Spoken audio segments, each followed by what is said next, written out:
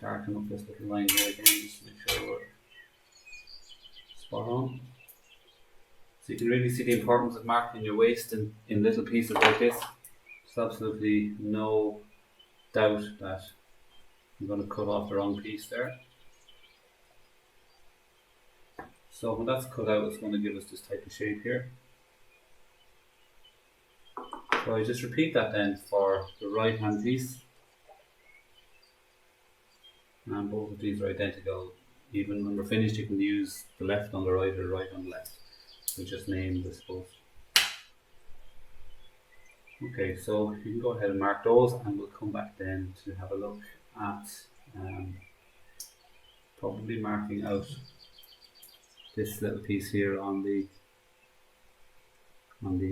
front of the panel.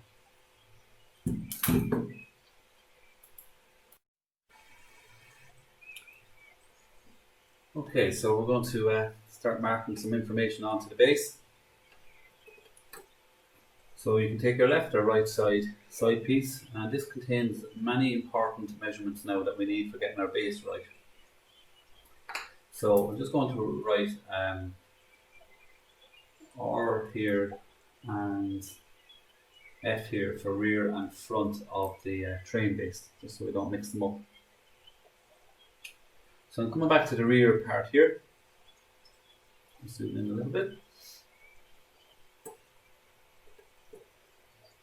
And I'm going to position the right side piece I'm going to use here so that it's flush with the back of the base. You can just use a ruler if you like to make sure they're nice and level. There's a couple of important measurements that I need to take off this. First of all, I need to mark the length of that piece of wood onto the base. Okay, so it's going to be important in terms of getting the engine block on right. I need to measure this little piece here. Okay, so that's important for our joint at the back. And also, we should have this brought across already.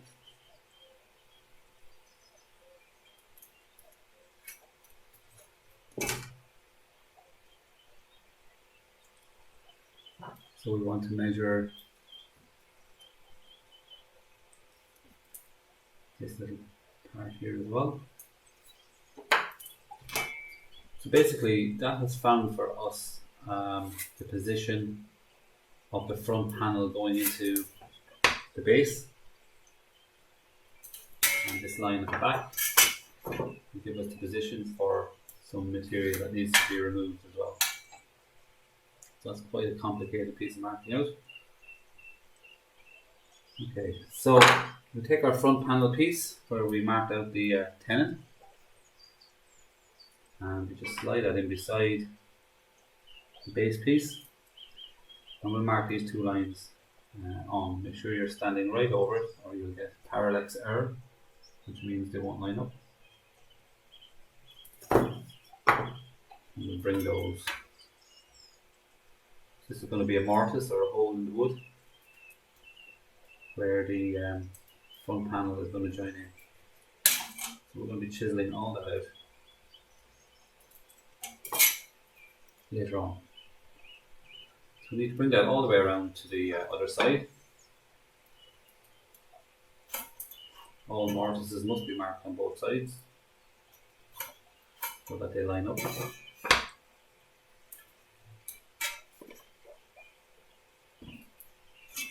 Okay, and very important to just use the face side and face edge for your lines. And that will just make sure everything lines up nicely.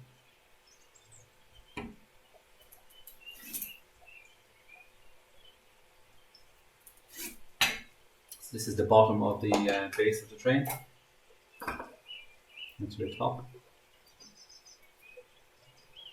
So we want to make sure that we keep same sides lined up.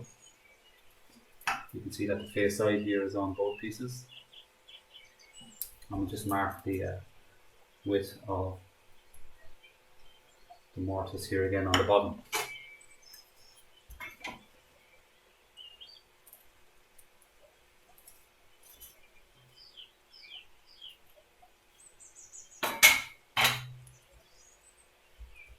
We'll be chiseling out from both sides.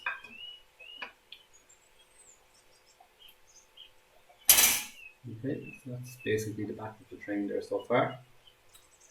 Now we need to remove a little piece of material on both sides here. That will accommodate this piece going down. We know that the wood is 20 wide, but we can just use our right side and left side to mark that out.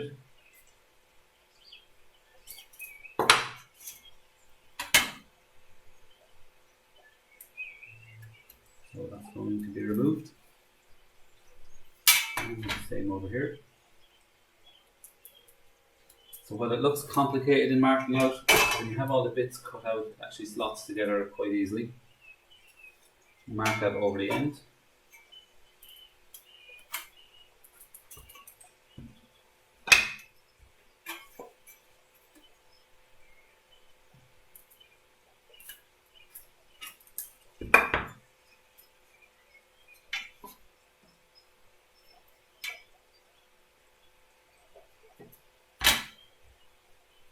Make sure we get this as accurate as we can.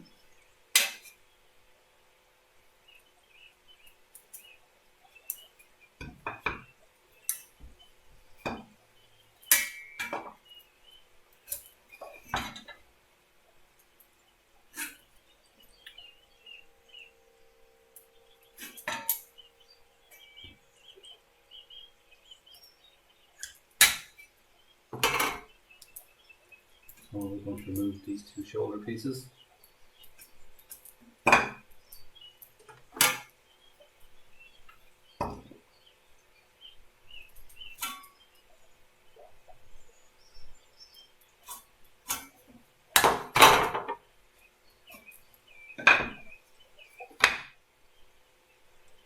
Okay, so that's the rear part of the base complete.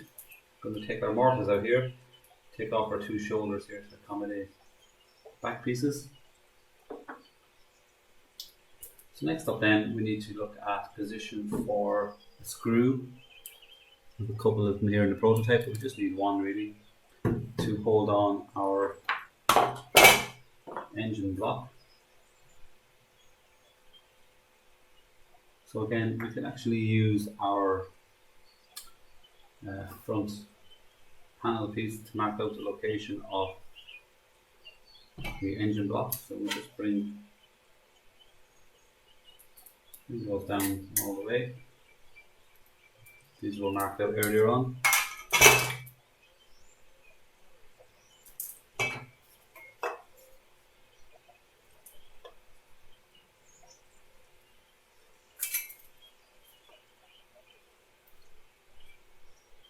I'm just bringing down where we marked out the engine block.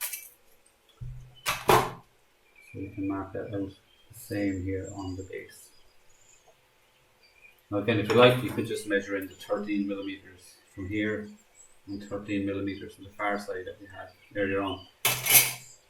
So that's going to give us the position for the actual engine block to sit on. We'll just get our tri-square to square that up. And we can draw around that.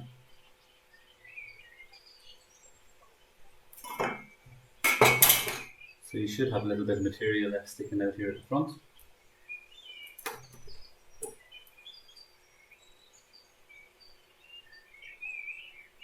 And again, we're drawing around this so that we can mark an X for a central position for a screw.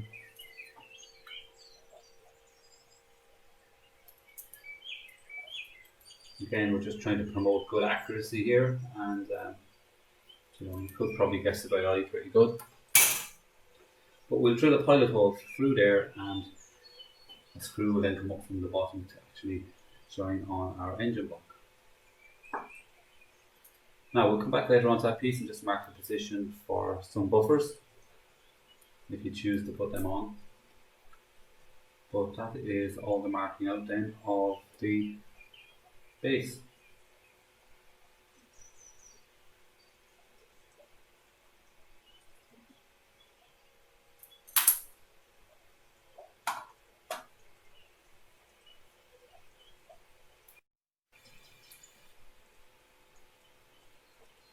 Now moving on to the last piece for marking out, which is the most exciting piece in my opinion, is the engine block.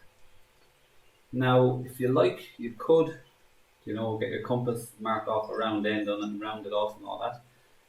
But before you do that, you need to mark the position for the chimney stack and also for the light on the front. You need to have holes drilled for them before you do any shaping of the top of the train.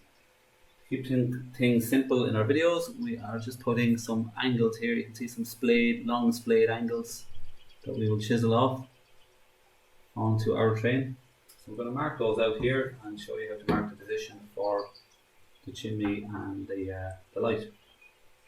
So we'll start with the splays themselves. Size is pretty much up to yourself.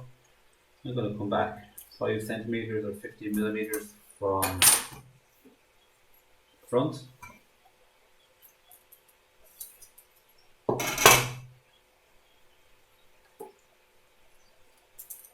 And then I'm going to make each splay about 1 centimeter wide. So I'm going to do them a little bit bigger than the prototype, which was only half a centimeter. That will join back to here. Splays are very enjoyable to remove. That's why I like doing them on projects. You can use them on chairs and tables and basically anything. They look really well.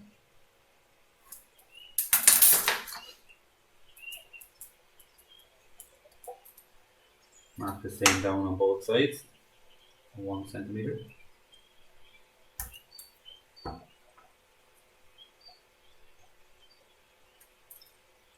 This will give a nice aerodynamic and modern look to your train. You can always leave them off if you don't want to do it.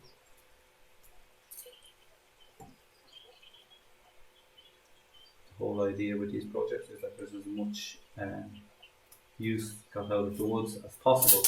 The more joints and the more things you get involved in, the better you get and the quicker you get better. So you should try giving these a go. If they don't work out for you, well, you can always round off the edges with some sandpaper after. There's going to be no damage done really.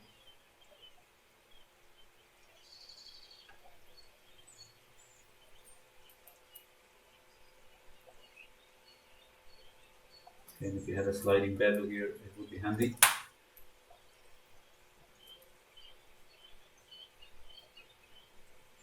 So that's the splays marked. We'll only do them on the top, not on the bottom. So we go to the front then, and we want to mark the position for our light. So generally in the middle is about right.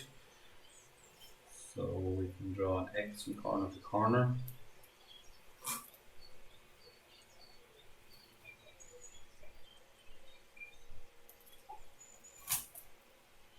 So that's where we'll drill a pilot hole, and also we will do we've got a fastener bit here to suit, so that will actually drill a nice hole, slightly bigger than the actual dowel I have.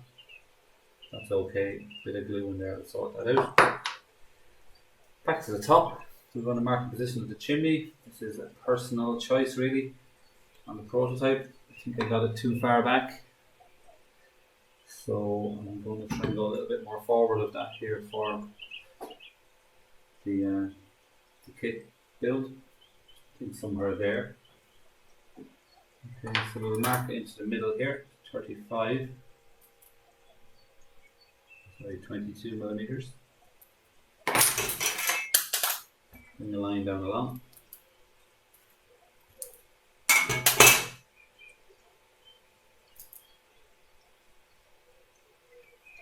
Focus a little bit more, and we'll guess somewhere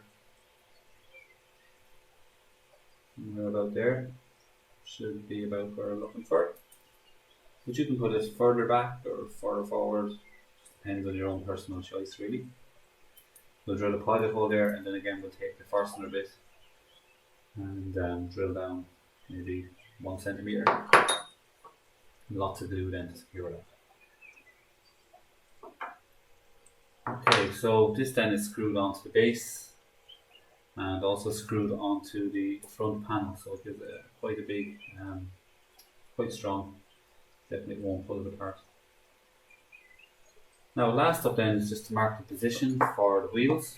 So we'll take our base piece again, flip it on its side, and first up we need a line going all the way down the centre. So we can take the marking gauge at 1 centimetre. If you don't have a marking gauge, just use a ruler. Measure twice, cut once. We'll use the marking gauge just to mark. Again, this goes against your face side. And to mark all the way down along. For people who have tried using marking gauges and find them difficult, the greatest trick of all time is to put your pinky finger underneath while the rest of your fingers are on top. That keeps it pressed in against the front.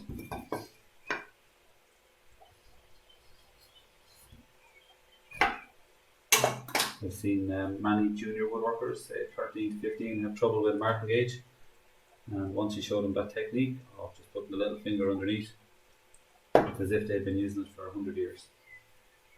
Okay, so that'll be our central line down along.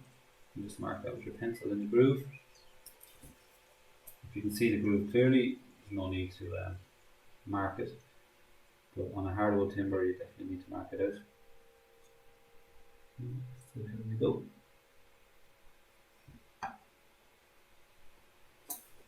Now, where are we going to put the wheels? Again, that's personal choice. The best thing about these woodwork kits, you can mess around with them a bit and make your own adjustments. So you could have 4-wheeler. I think it looks best with 6 wheels.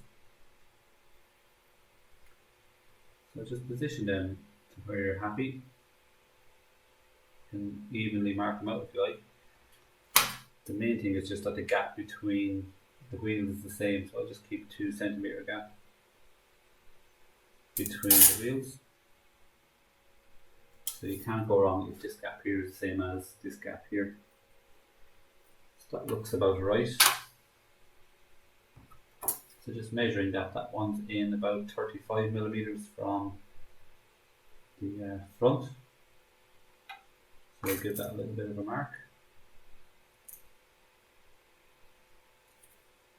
This one then is a further 60 millimeters back.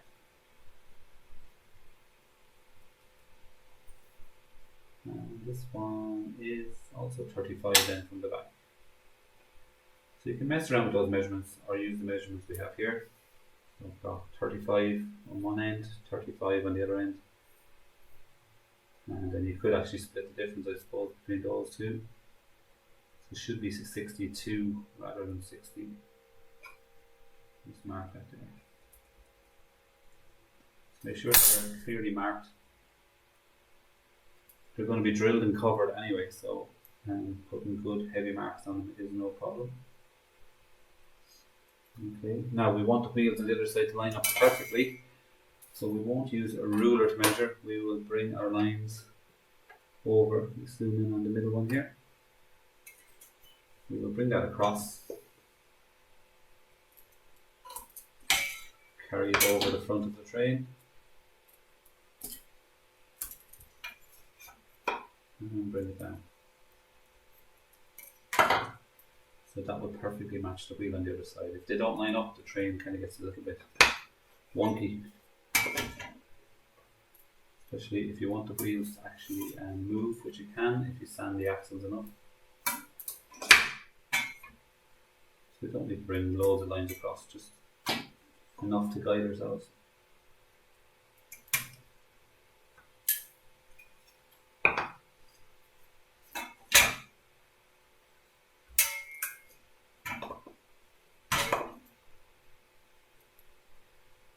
That's going to be our back wheel there.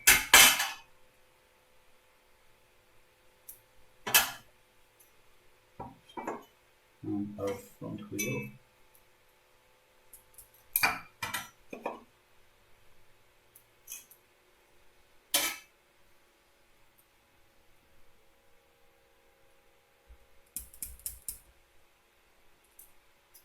Okay, so we've got our 3 marks on. They're all looking nice and even. Today we'll get drilled with a pilot hole down about 2 centimeters, and then we'll drill them with a 6mm bit, or as I like to do with dowel, drill it a tiny bit smaller, so I'll use a 5.5mm bit. And that makes sure the dowel is really tight when it goes in. Dowel is quite compressive, in other words you can squash it a bit when you tap it in, so using a 0.5mm smaller bit is always a good idea. So that's all our pieces. So that's our base with all its bits marked out. Again, you could mark position here for a couple of buffers on the front and the back. Maybe we'll do that now. Position of them again is up to yourself. You can use the marking gauge again to mark the middle line.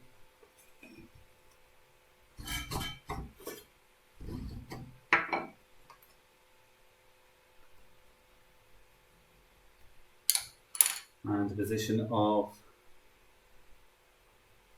the actual dowels themselves is really your own choice here. So I think I'll come in maybe 1.5 centimeters for each one.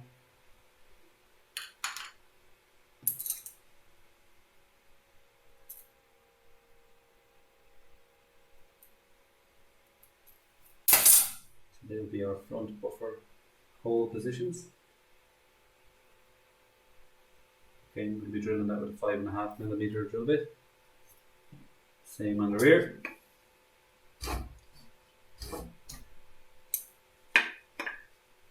If you find that the wood is hard to hold, the marking gauge, just hold it in your vise. So the end grain of this is not so smooth, so I'm going to have to get a ruler in there just to help me along that line. Okay, so come in 1.5 centimeters again. 1.5 centimeters on this side.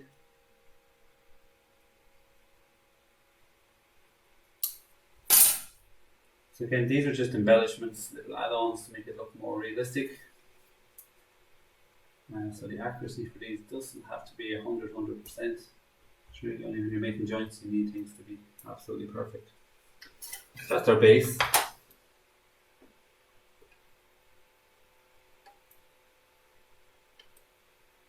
And we've marked out our engine. We have the position for our 6 wheels marked out. There's also dowel in the kit for the axles. We'll cut those in the actual cutting out video later on. And you've got your chimney piece and your piece for your light on the front. Got our right side and our left side.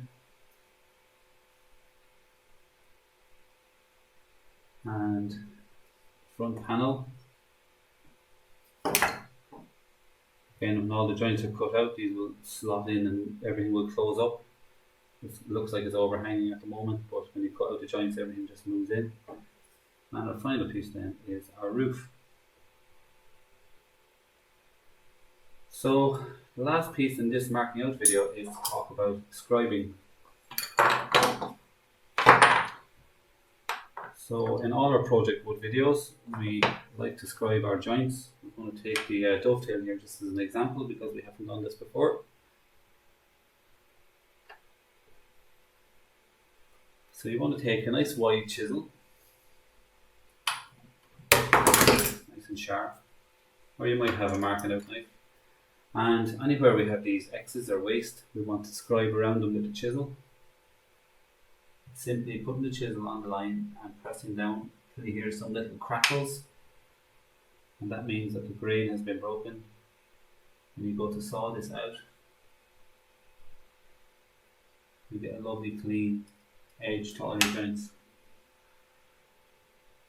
So you can see here, I'm keeping the flat part of the chisel in towards the joint itself. So I'll just finish it here for the dovetail, front and back. So on every single piece you have in the kit, wherever you have waste, just get your chisel or a marking knife and scribe the line. So when we go to saw this out, it's going to be nice sharp edge on it as well. Now for the edges, it can be a little bit dangerous to scribe on edge. You can hold it in the vise because they tend to want to, like that, they tend to want to just pop down and fall. So if you push down too hard, this is what's going to happen. The wood just collapses. So you can just put it into your vise if you don't have the control. Same on the end grain. So every single piece that has an X gets a scribe. Now I will have to repeat that for all the other pieces that I've marked out. Okay, so that's fully scribed. For example, on the side here, you have to scribe all the way around those X's. On the front of the train, just scribe gently, and the same then for all the other pieces. Okay, so that's the end of marking out. Hope you enjoyed that. Next up, the next video I'll be making is the actual cutting out and the assembly and putting it all together. And if you check the playlists below, you'll see there's a video on how to sand the wood, and it shows you how to sand end grain and long grain, all the different types of sanding that you need. I'd be delighted if you like the video to hit the like, share, bell icon, all those kind of buttons. And I'm looking to kind of grow the channel a bit, so I'd appreciate that. Kits, as I said, are below in the eBay store, or you can join Patreon where I'll send you out an actual cutting list and you get the bonus videos every month. Thank you for watching, and I hope you've enjoyed Project Wood Train.